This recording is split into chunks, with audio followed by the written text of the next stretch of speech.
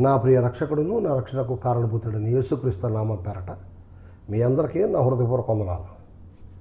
నరసాపూర్లో నిన్న కాక మొన్న పాస్టర్ గంట బాబూరావు గారి ఇంట్లో 2,27,90,000 చిల్లరే దొరికిన విషయం అందరికీ తెలిసిందే.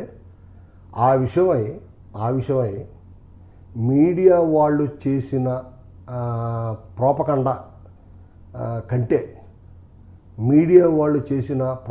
కంటే మన పాస్టర్లే ప్రోపకండ ఎక్కువ చేశారు.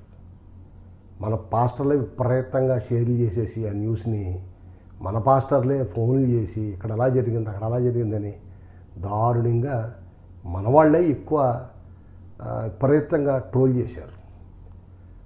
మీడియా కంటే చాలా ఎక్కువ. అదే నాకు ఆశ్చర్యం, అదే అనిపించింది.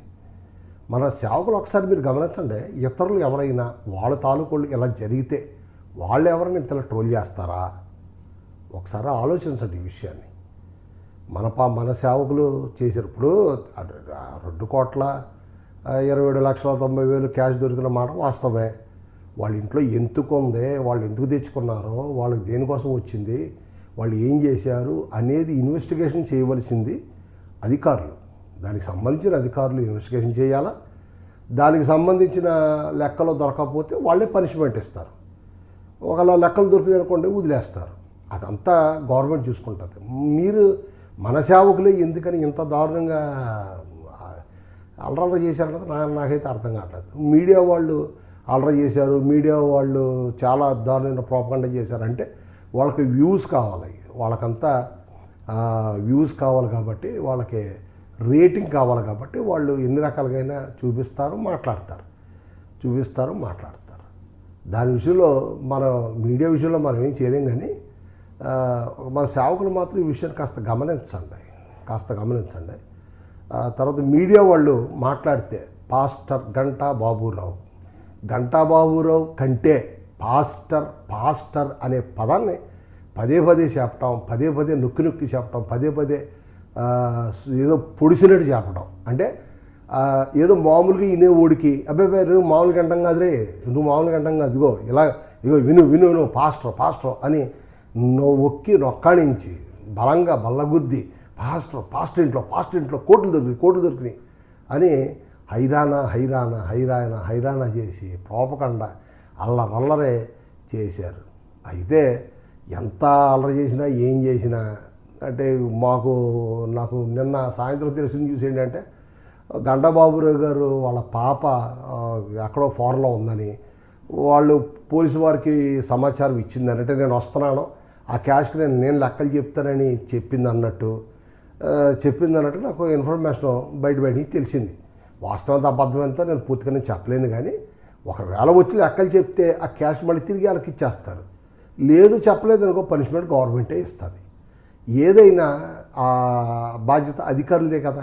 వాళ్ళకి దొరికిన మాట వాస్తవం. ఎందుకు ఉంది అంత క్యాష్ ఎందుకు అంత క్యాష్ ఉన్నదన్నది ఇన్వెస్టిగేషన్ చేయవలసిన బాధ్యత అధికారులది. మనం దాన్ని ఏం చేయలేము. అది అధికారులే అదంతా చూసుకుంటారు. అయితే మీడియా వాళ్ళు మాత్రం ఈ పాస్టర్ అనే పదాన్ని కొంతమంది ఏమో దశంభాగాల గురించి, కొంతమంది ఏమో వీళ్ళకి డబ్బు అన్యాయంగా వచ్చేస్తుందని, కొంతమంది ఏమో వీళ్ళేమో అక్రమంగా సంపాదించేస్తున్నారని, కొంతమంది ఏమో మత మార్పిళ్ళ కోసం డబ్బులు దారుణంగా వీళ్ళు సంపాదించేస్తున్నారని రకరకాలుగా నోరుంది కదా అని ఎలా పడితే అలా మాట్లాడేస్తున్నారు. కాస్త మాట్లాడేవాళ్ళు వెనక ముందు ఆలోచించాలి. ఇదే పరిస్థితి అంటే చాలామంది దగ్గర వ్యాపారవేత్తల దగ్గర డబ్బులు దొరికిన విషయాలు మనం పేపర్లో చూస్తున్నాం, న్యూస్లో అప్పుడప్పుడు చూస్తున్నాం. ఇంతకే వాస్తవానికి అసలు పాస్టర్ గంటాబాబురావు గారికి సంఘం ఎంత ఉంటుంది, సంఘ విశ్వాసులు ఎంతమంది ఉంటారో, వాళ్ళకి ఏమన్నా దశంభాగాల్లో లక్షల్లో వస్తున్నాయా, పోనీ వేలల్లో వస్తున్నాయా అని అంటే వాళ్ళ సంఘంలో ఉన్నది 10 మంది 15 మంది విశ్వాసులు. వాళ్ళు ఏమిస్తారు దశంభాగాలు? మాట్లాడితే పాస్టర్ అంటే కోట్లు దొరికినాయి అంటున్నారు. అసలు నాకు అర్థం కాని విషయం ఏంటంటే, ఎవరో అంటే పోనీ క్రైస్తత్వంలో పాస్టర్స్లోనే కొంతమంది 7 మంది లెక్క పట్టవచ్చు.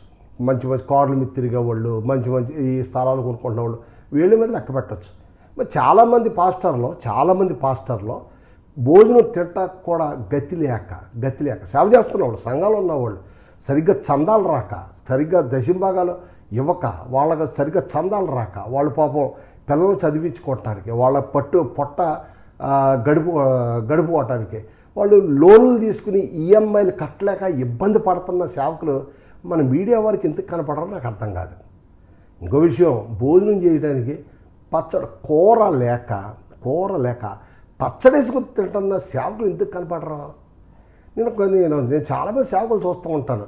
అయ్యా భోజనం చేశారంటే తిన్నామంటే ఒక్కోసారి ఏదన్నా విషయం ఉన్నప్పుడు వాళ్ళ ఇంటికి వెళ్ళినప్పుడు మాట్లాడినప్పుడు వాళ్ళు సాంబార్ ఇస్తే ఏంటంటే ఏంటమ్మా కూర ఉండలేదంటే, లేదు అయ్య గారు కూర ఉండలేకపోయాం, 10 రూపాయలు సాంబార్ తెచ్చుకుని తినడం అయ్య గారు మా ఫ్యామిలీ అంతానే అని అంటాం. వాళ్ళు చూసినప్పుడు నాకు చాలా బాధ కలుగుతుంది. ఏం చేయలేని పరిస్థితి అనుకోండి.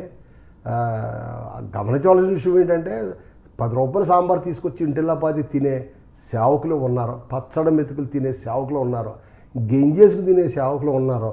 అలా కాకుండా మంచి కూరలు వేసుకుని తినే సేవకులు ఉన్నారు. వాళ్ళు ఉన్నారు, వీళ్ళు ఉన్నారు.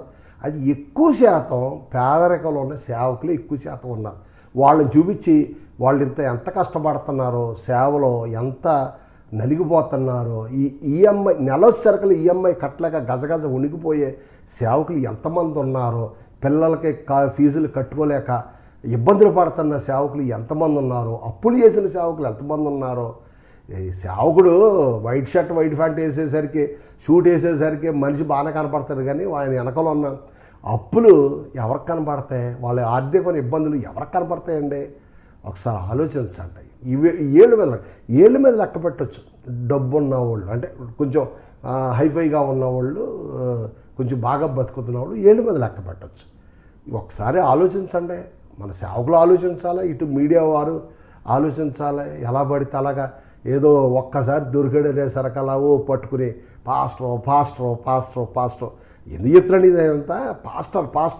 పాస్టర్ అని ట్రోల్ చేస్తున్న దాని గురించి నేను మాట్లాడుతున్నాను. ఒకసారి ఆలోచించండి. నేను చెప్పే విషయాన్ని మీడియా వారికి కానీ, మా సేవకులకు కానీ, మా క్రైస్తవులకు కానీ ఒకసారి ఆలోచించండి. ఈ విషయాలు ఆలోచిస్తారని, అర్థం చేసుకుంటారని మనసారా కోరుకుంటూ మీకు వందనాలు తెలియజేస్తూ ముగిస్తున్నాను. వందనాలు.